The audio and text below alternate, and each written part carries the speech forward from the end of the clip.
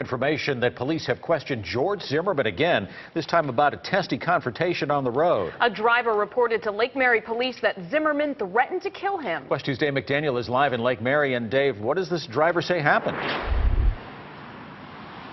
Well, we need to stress up front, first of all, that George Zimmerman was not arrested, only questioned, and that this man who called police about George Zimmerman encounters twice this week, in both cases has said he does not wish to prosecute.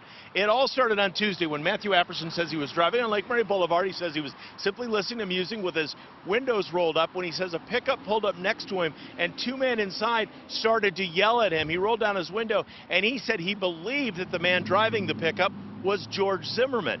He said that threats were made, so many threats that he called 911. And I looked over, and George Zimmerman was the driver, and they were threatening to kick my ass and to shoot me. Now, that man drove to the Circle K right behind me here. He said that he was going to, that he needed help and that the police ought to come. By the time the police got to the Circle K, that George Zimmerman, or the person in the pickup truck, was not there. And in fact, even though the man thought it was George Zimmerman driving the pickup truck, he did not get a license tag, and there was no proof at all that it was George Zimmerman in that truck.